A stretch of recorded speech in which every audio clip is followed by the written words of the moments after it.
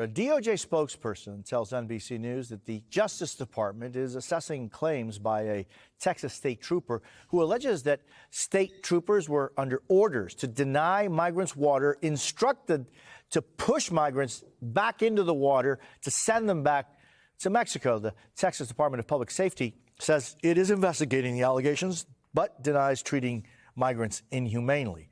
Joining us now is former Congressman Beto O'Rourke. He is from El Paso. And Beto, it's good to see you. I appreciate you being with us this morning.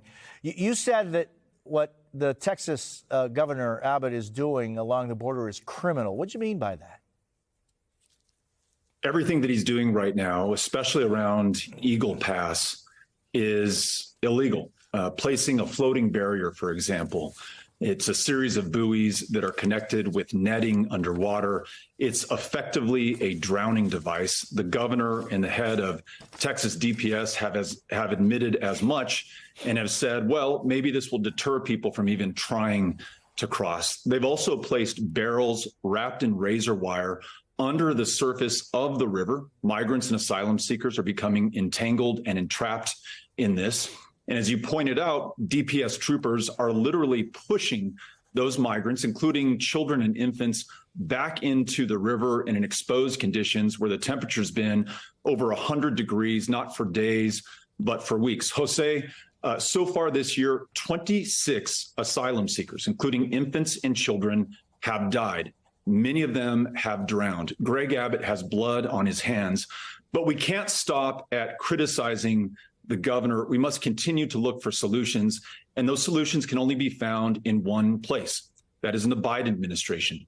His administration has the responsibility to enforce federal law, to honor our treaty obligations with Mexico, and to protect the lives of these asylum seekers who literally have no other place to go. And one last important thing. The last time I saw you in person, Jose, in El Paso, was just after the massacre in El Paso, Texas, August 3rd, 2019. 23 people ultimately were killed by a man who was compelled to come to this community to stop, in his own words, the Hispanic invasion of Texas. When we militarize the border and when we treat defenseless, vulnerable refugees as though they're an invading army, we supercharge these white nationalist terrorists who do things like the murder in El Paso in 2019. So the president must step in. I know that he wants to. I know that he can. Sometimes it just takes public pressure to get someone like President Biden to do the right thing. And so I'm asking my fellow Americans to step up and join me in asking the president to step in and do something in Texas, and do it now.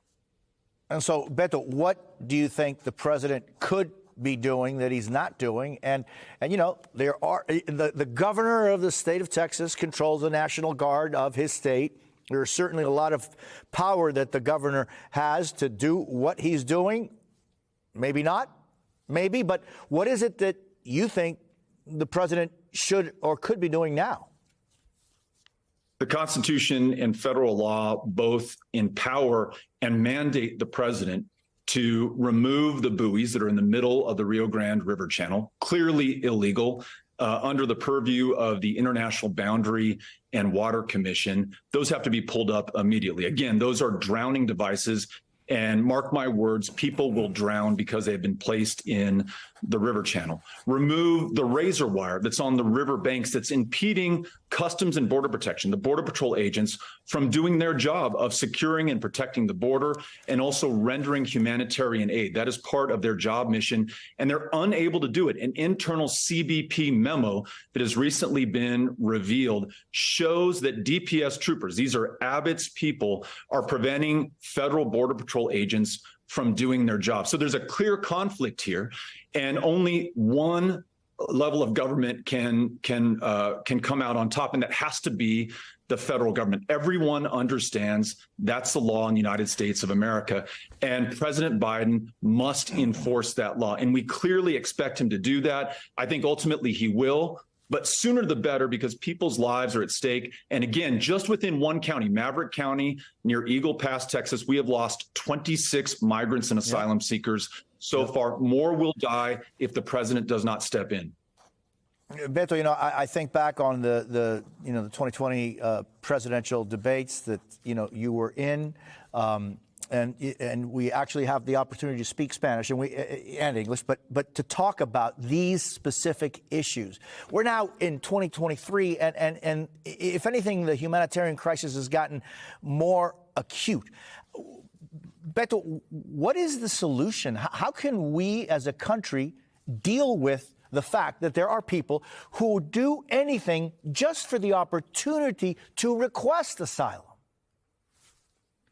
That's absolutely right. No one does this for kicks. A 2,000-mile journey, much of it on foot, some of it atop and not inside of a train called La Bestia or the Beast. And then braving the deep river waters of the Rio Grande River Channel, this razor wire, these floating buoys, not to escape or evade, but to turn themselves in and to lawfully and legitimately and orderly claim asylum so that they can come here, work, improve their lives, but also improve all of our lives in this country by their very presence. That is the story of America. And I'll tell you what, Joe Biden as a candidate in 2020 was absolutely passionate and eloquent on this issue. And now I want Joe Biden, the president of the United States, to live up to those words and to that commitment. It worked for him when he was running for president in 2020. I believe it will work for him in 2024. And I say that because I bet you there are people around him who say, Mr. President, do not touch this issue of the border with a 10-foot pole. It's just too dangerous. It's too toxic. It's too politically unpopular.